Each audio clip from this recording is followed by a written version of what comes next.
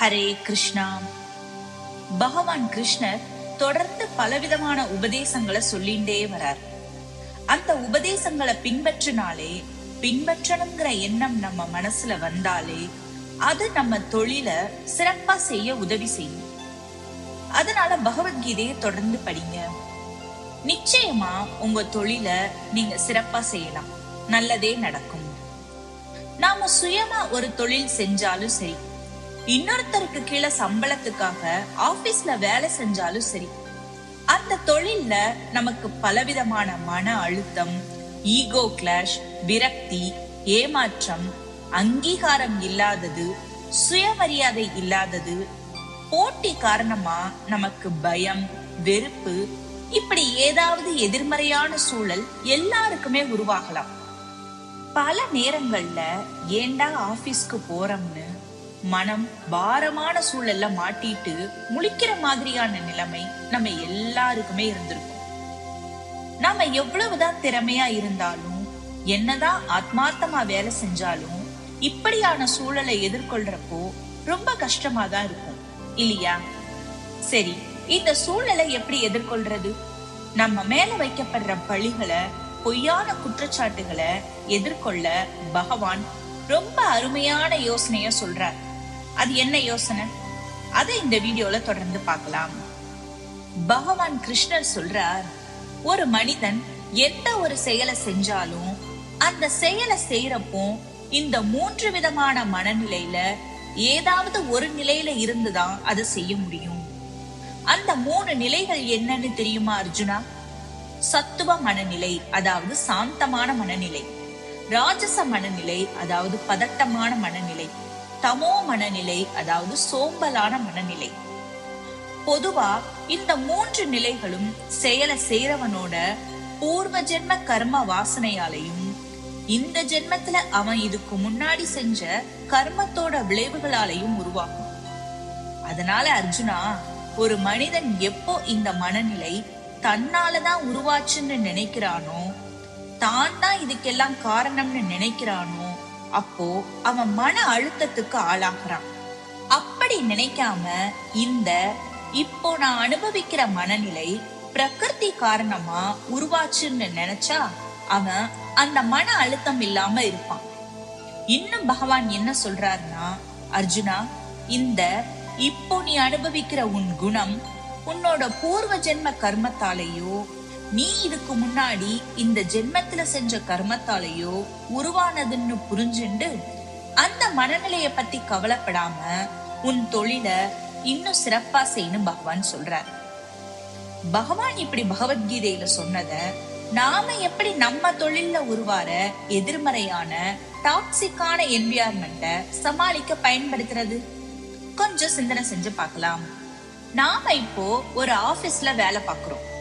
ரொம்ப சவாலான வேலை, ஸ்ட்ரெஸ்ஃபுல்லா இருக்கு. ப்ராஜெக்ட் டெட்லைன்ஸ், பிரஷர், இப்படி நம்மளை சுத்தி எல்லாரும் பழி போடுறவங்களாவும், என்ன செஞ்சாலும் அங்கீகாரம் இல்லாத சூழலாவும் இருக்கு. அதனால மனசுல ஒரே பாரம், யார் எப்போ என்ன சொல்வாங்களோங்கிற பயம், பதட்டம், இப்படியான சூழல்ல மாட்டிட்டு இருக்கோம்னு வச்சுக்கோங்களேன். அந்த சூழலை தைரியமா எதிர்கொள்ள பகவான் சொன்ன உபதேசங்களை உபயோகிச்சு பார்க்கலாம். நமக்கு பயம் உண்டாக்கக்கூடிய அடிப்படையான ஒரே ஒரு விஷயம் இதுதான். அது என்ன? நமக்கு கொடுக்கப்பட்ட இந்த வேலைய அவங்க எதிர்பார்க்கிற நாளுக்குள்ள செஞ்சு முடிக்க முடியுமாங்கிறது தான். இந்த அடிப்படையான கேள்வி நமக்கு இன்னும் சில கேள்விகளை கொண்டு வரும். அந்த வேலைய சொன்ன நாளுக்குள்ள செஞ்சு முடிக்க நான் மட்டும் வேலை செஞ்சா போதுமா? நம்ம கூட வேலை செய்யறவங்களும் இதுல அவங்க முயற்சிய போடணுமா? அப்படிங்கிற கேள்வி உண்டாகும், இல்லையா? இந்த கேள்வி நமக்கு உண்டான பயத்தை, பதட்டத்தை சாந்தப்படுத்தும். அது எப்படின்னு தானே யோசிக்கிறீங்க? அது எப்படின்னா, இதுவரை என்னாலதான் எல்லாமே நடக்குது, நான் தான் இந்த பழிக்கும் அங்கீகாரம் இல்லாம போனதுக்கும் காரணம்னு நாம நினைச்சிட்டு இருந்தோம். அதனால நமக்கு ஸ்ட்ரெஸ் அதிகமாச்சு, பதட்டமா இருந்தது. பகவான் இதத்தான் சொல்றார், உனக்கு மனநிலை எப்படிப்பட்டதா இருந்தாலும் அதுக்கு அடிப்படை காரணம் என்னாலதான் எல்லாம் நடக்குது, நான் தான் நாம நினைக்க இந்த மனநிலை நம்மளை அடிமையாக்கிரும். அப்படி நினைக்காம நாமளும் அதுல ஒரு அங்கம்னு நினைச்சா ஸ்ட்ரெஸ் ஃப்ரீயா வேலை பார்க்கலாம். இப்போ அந்த வேலைய செய்ய சொன்ன தேதியில முடிக்க தேவையான டூல்ஸ், டெக்னிக், கூட வேலை செய்யற கோவொர்க்கர்ஸ், இப்படி பல பேர், பல உபகரணங்கள் தேவை. அதுல நானும் ஒரு அங்கம்னு நினைச்சா நம்ம ஸ்ட்ரெஸ் இல்லாம வேலை பார்க்கலாம். அதனால நான் மட்டும்தான்ங்கிற எண்ணம் இருந்தா தவறுகள் உண்டாகலாம். தேவையில்லாத பயம், தேவையில்லாத எண்ணம் உண்டாக வாய்ப்பு அதிகம். அதே நான் மட்டும் இல்ல, டீம், டூல், ட்ரைனிங், அதுக்குண்டான அனுபவம், இப்படி எல்லாம் சேர்ந்து வேலை செய்யணும்னு நினைச்சா டென்ஷன் குறையும், தெளிவு அதிகமாகும், அதற்கான அவுட்புட்டும் நல்லா வரும். சரி, பகவான் இத மட்டும் தான் சொன்னாரா? இல்ல, இன்னும் 3 விதமான குணங்களை பத்தியும் விளக்கமா சொல்றார். மனுஷனுக்கு 3 விதமான குணங்கள் உண்டு. ஒவ்வொரு குணம் அதிகமாகும் போதும் ஒவ்வொரு விதமான விளைவுகள் உண்டாகும்னு சொல்றார். முதல் குணம் சத்துவ குணம். சத்துவ குணம் அதிகமா இருந்தா அமைதியான பிளானிங், தெளிவான சிந்தனை, மன உணர்ச்சிகளுக்கு குறைவான ரியாக்ஷன் கொடுக்கும். எப்பவும் ஒரே மாதிரியான வளர்ச்சி இருக்கும். 2வது குணம் ரஜஸ் குணம். இந்த குணம் மனிதன் கிட்ட மேலோங்கிறப்போ எதுலயும் அவசரம், மத்தவங்களோட ஒப்பீடு செய்யறது, நம்மளை நிரூபிக்கணும், நான் தான் சரின்னு எப்பவும் நிரூபிக்கணுங்கிற எண்ணம் அதிகமாகும். இதனால எந்த முயற்சி எடுத்தாலும் வெற்றி கிடைக்காது. அது வெறுப்புணர்வை தான் உண்டாக்கும். 3வது குணம் தமஸ் குணம். இந்த குணம் மேலோங்கி இருந்தா சோம்பேறித்தனம் அதிகமாகும்.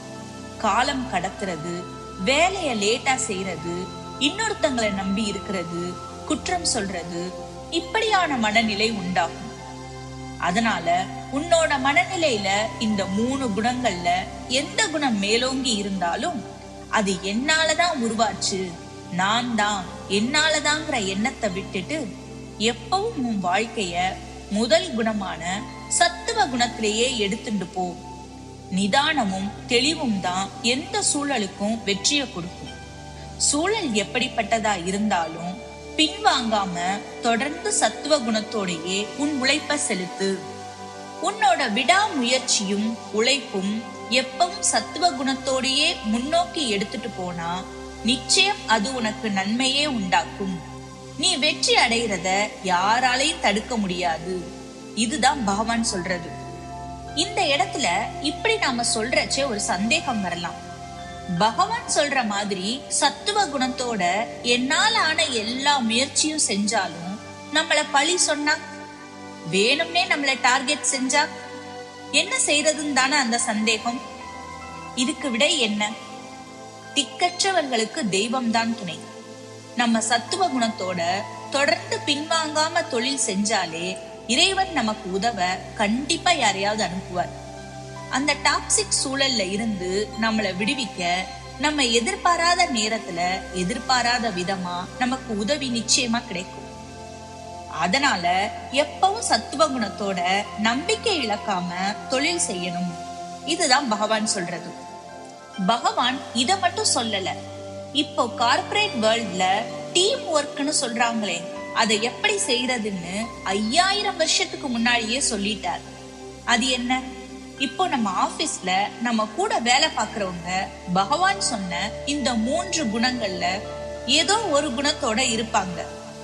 ஒரு எக்ஸாம்பிளுக்கு, நீங்க தான் மேனேஜர். உங்க கூட ஒர்க் பண்ற ஒருத்தர் ரஜோ குணத்தோட இருக்கார், இன்னொருத்தர் சத்துவ குணத்தோட இருக்கார், இன்னொருத்தர் தமோ குணத்தோட இருப்பார். இந்த சூழல்ல ரஜோ குணத்துல உள்ளவர்கிட்ட போய் ஏன் உங்க ஒர்க்ல கிளாரிட்டி இல்ல, ஒழுங்கா பிளான் பண்ண மாட்டேங்கிறீங்கன்னு சொல்றதுக்கு பதிலா அவங்கள தட்டி கொடுத்து பெட்டரா ஒர்க் செய்ய உதவி செய்யலாம். அதே ஒரு நியூ ஜாயினர், புதுசா கம்பெனில சேர்ந்தவர், தமோ குணத்தோட இருப்பார்.